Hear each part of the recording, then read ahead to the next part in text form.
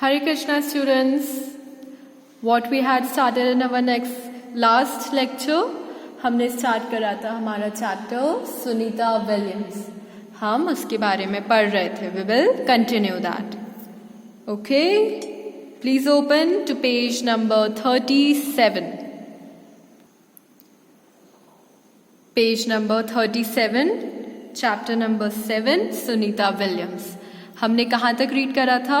Till here, right. हमें इधर से आगे बढ़ना है. ओके, आप सब everyone take your pencil and और a pen with you and read parallelly with me. Everyone read with me. Shall we start? Okay. A few years later, Sunita was watching the Discovery Channel when she saw an advertisement for a show on seals. So she expected to see more on the Navy SEALs, one to find that the program was about the sea animals. Sunita was an excellent member of the US Navy and was an important officer. The first time she applied to NASA, National Aeronautics and Space Administration, USA, United States of America. She did not think she would be selected, but when she was called for an interview, she was over the moon.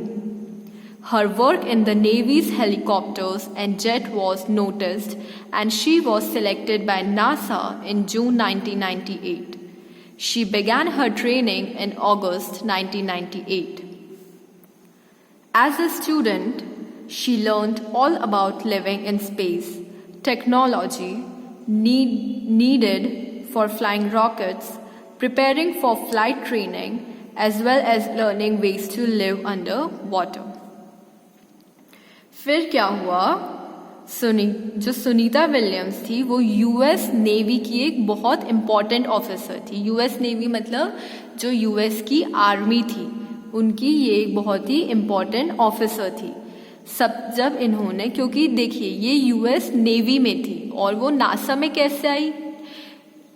Okay, ये तो US navy में एक officer थी, तो ये NASA में कैसे आई? फिर उन्होंने जब पहली बार नासा में अप्लाई करा था, नासा क्या है? NASA it's a place, it's a office.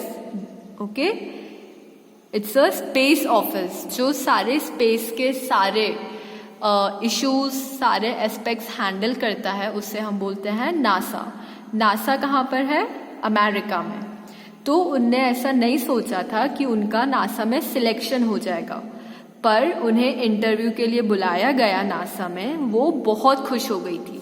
She was over the moon. इसका मतलब होता है वो बहुत खुशी हुई थी. मतलब जब आपको आपका फेवरेट टॉय या आपको आपकी जब फेवरेट ड्रेस मिलती है, तो आप क्या करते हैं? आपको बहुत ज़्यादा खुशी होती है. उससे हम क्या बोलते हैं? ओवर दी मून, मतलब बहुत खुशी होना. उनका जो काम था, मतलब सुनीता विलियम ने जो यूएस नेवी में जो उनने अपनी सर्विस दी थी हेलीकॉप्टर्स को और जेट्स को, मतलब उनने जो उधर अपना काम करा था वो बहुत ही अच्छा, मतलब बहुत ही नोटिसेबल था. मतलब उनने बहुत इम्पॉर्टेंट काम था जो उनने करा था. तो जब नासा को ये चीज़ पता चली तो उन्होंने उनको सिलेक्ट कर लिया, दैट यस हम इन्हें नासा में एडमिट कर रहे हैं. और फिर इनकी नासा में एडमिट होने के बाद ट्रेनिंग स्टार्ट हो गई. कब ट्रेनिंग स्टार्ट हुई? अगस्त 1998. और जब वो एज ए स्टूडेंट, मतलब जब वो नासा में ट्रेनिंग ले रही थी, तो उन्होंने क्या क्या चीज़ें सीखी? लिविंग इन स्पेस, कि जब वो स्पेस में जाते हैं एस्ट्रोनॉट्स, तो स्पेस में कैसे रहते हैं. आपको पता है स्पेस में ऑक्सीजन नहीं रहता है, और अगर हमें ऑक्सीजन नहीं मिलता है तो वी डाई, हम मर जाते हैं. तो ऐसी कंडीशंस में स्पेस में कैसे रहा जाता है, इसकी पूरी ट्रेनिंग होती है जो एस्ट्रोनॉट्स को मिलती है. एस्ट्रोनॉट्स मतलब जो स्पेस में जाते हैं. तो उन्होंने वो ट्रेनिंग ली. Technology needed for flying rockets, जो रॉकेट्स उड़ते हैं, जो रॉकेट्स फ्लाई करते हैं अर्थ से स्काई तक, उनको कैसे ऑपरेट करते हैं, उनका पूरा एक अलग सिस्टम होता है, उसे कैसे ऑपरेट करें, तो उन्होंने वो भी सीखा। Preparing for flight training. Flight training means कि जो जेट्स होते हैं, अलग अलग टाइप्स के जो जेट्स एरोप्लेन्स होते हैं, उन्हें कैसे ऑपरेट करा जाता है, उन्हें कैसे फ्लाई करा जाता है। She learned everything. और क्या सीखा उन्होंने? How to live under water. Under water जो शिप्स रहती हैं उन्हें हम क्या बोलते हैं? सबमरीन्स। सबमरीन्स वो शिप्स होती हैं जो पानी के अंदर रहती हैं। तो उधर भी उन्होंने सीखा अपनी ट्रेनिंग में कि अंडर वाटर कैसे रहते हैं। Okay. After difficult training and strict examinations, Sunita worked with the Russian Space Agency. She also worked with the Canadians and other powerful agencies in the field of rocket technology. She even lived underwater for 9 days as part of her training. Sunita has lived and worked abroad the International Space Station. She was launched into the International Space Station with the crew of STS-116 aboard the shuttle Discovery on 9 December 2006. She carried with her samosas, Bhagavad Gita and an idol of Lord Ganesh. देखिए फिर क्या हुआ, उनकी जब ये Sunita William की ये पूरी ट्रेनिंग चलती रही नासा पर, और उन्होंने इसके बाद भी बहुत सारी डिफ़िकल्ट ट्रेनिंग्स, मतलब उन्होंने बहुत सारी डिफ़िकल्ट ट्रेनिंग्स ली और बहुत एग्ज़ाम्स, डिफ़िकल्ट एग्ज़ाम्स को क्लियर करा।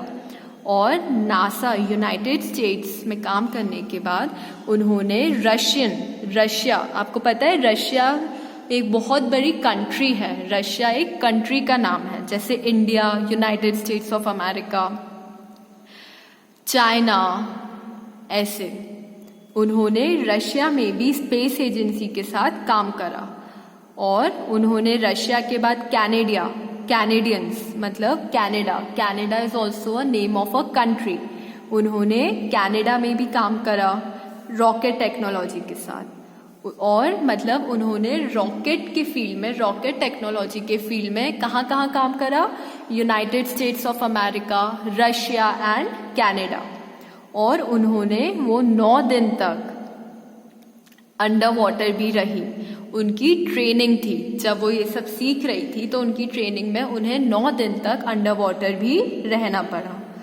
और फिर सुनीता विलियम्स ने क्या करा? इंटरनेशनल स्पेस स्टेशन में काम करना शुरू कर दिया और उन्होंने इनको स्पेस में भेजा।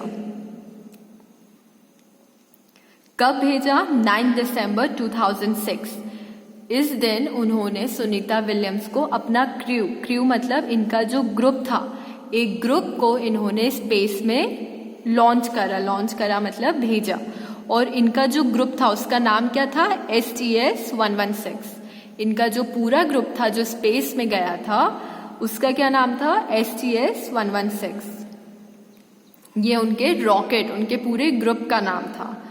और सुनीता विलियम जब स्पेस गई थी तो वो अपने साथ क्या क्या ले गई थी? वो अपने साथ समोसे ले गई थी। समोसे फेवरेट होता है सबके, मेरे तो फेवरेट है। भगवद गीता, वो अपने साथ भगवद गीता ले गई। और क्या ले गई? आइडल ऑफ लॉर्ड गणेश, मतलब लॉर्ड गणेश के इतने छोटा सा जो आइडल होता है वो भी अपने साथ कैरी कर स्पेस में ले गई। ओके, आप इधर तक रीड करके रखिए, हम नेक्स्ट लेक्चर में ये चैप्टर फिनिश करेंगे। ओके स्टूडेंट्स, नेक्स्ट लेक्चर में हमारा ये चैप्टर फिनिश हो जाएगा। Thank you so much. Hare Krishna.